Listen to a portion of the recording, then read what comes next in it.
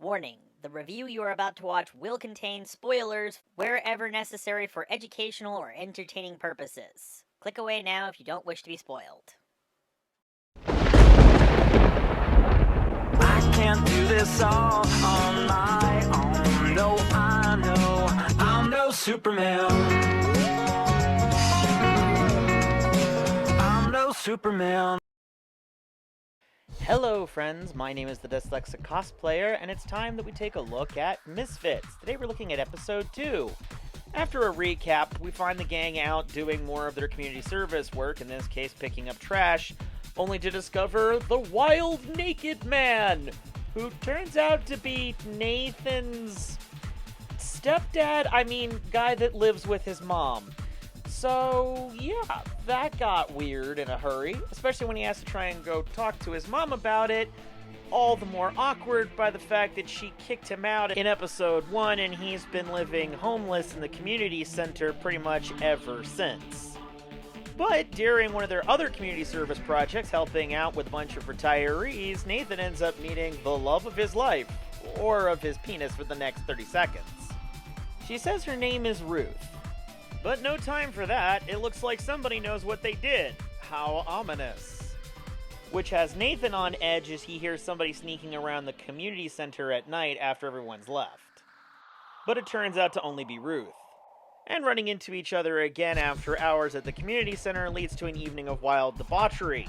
No physical intimacy, mostly because he sees his stepdad, guy that lives with his mom, out running around naked again and tries to get documentation to show his mom he's not crazy.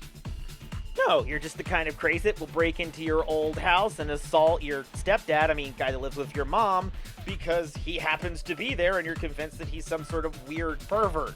As is probably pretty evident, he's just been affected by the lightning strike like everybody else.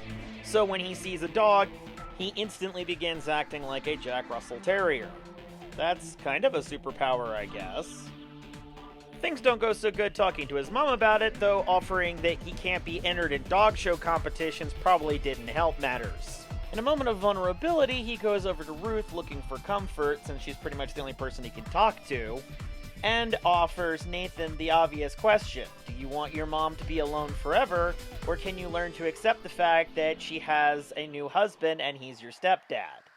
Even if he starts acting like a Jack Russell Terrier. The two of them continue to commiserate as two lonely people who are both trying to figure out how to handle the lives they're stuck with, and it gets very heated in the moment, leading to some physical intimacy, only for it to turn out that Ruth has a superpower of her own, having been turned young again by the storm and is actually an 80-year-old woman. Nathan takes it well. I shagged someone's gran. I haven't got any grandchildren. Oh, that's okay then, because that could have been really awkward.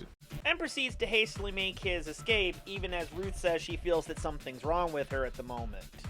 As it turns out, her powers have ended and she's resorted back to being an old woman. And Nathan's not handling it well. After some shenanigans, he goes to apologize, only to discover that Ruth's died. She passed away looking at a photo album of her past. A tragic and really quite profound moment that causes him to be rather introspective and recognize that he would rather his mother die with someone who cares about her than die alone because he keeps pushing everyone that loves her away. Really, it's a defining moment for the character in a lot of ways. Though he's still not totally a reformed person.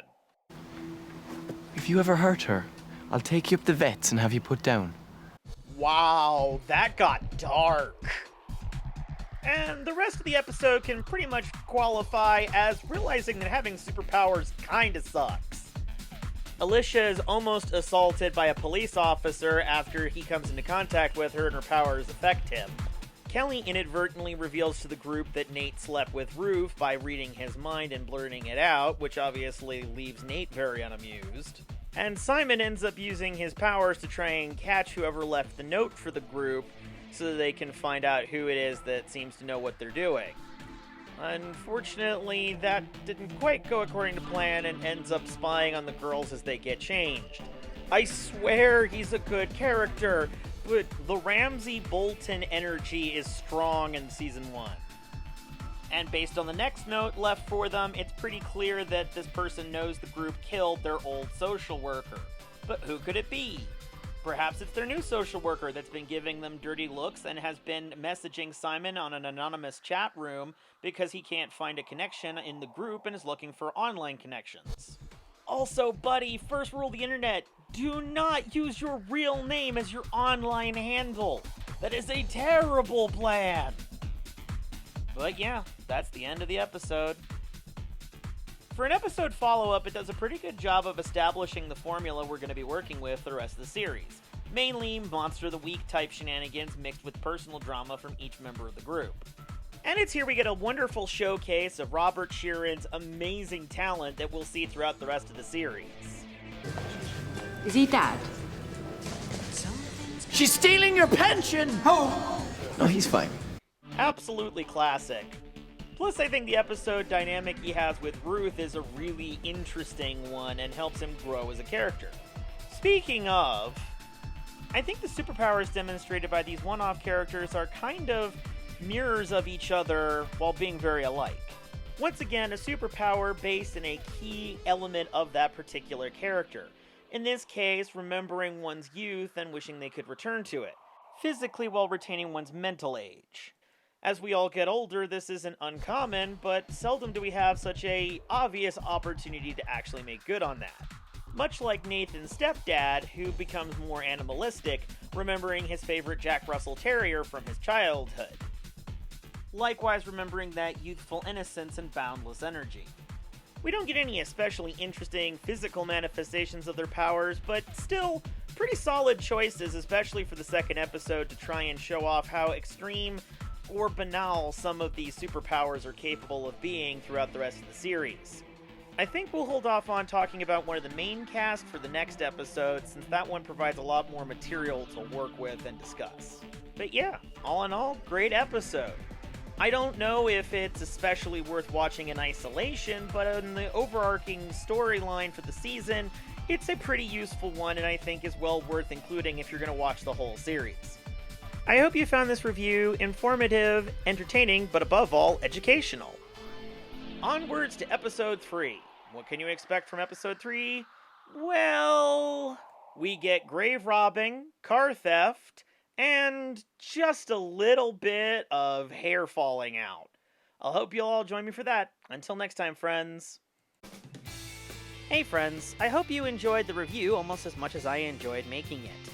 Now, if you would like to show your support, by all means leave the video a like, maybe a comment. If you want to go really crazy, try hitting that bell icon down below so you can stay informed of all my new content. As you can see, I'm coming out with a bunch of new videos. I'm also going to be hopefully doing more cosplay tutorials. If you'd like to show some more support in a more substantial way, try heading on over to my Patreon or my Facebook. Both will be links down below.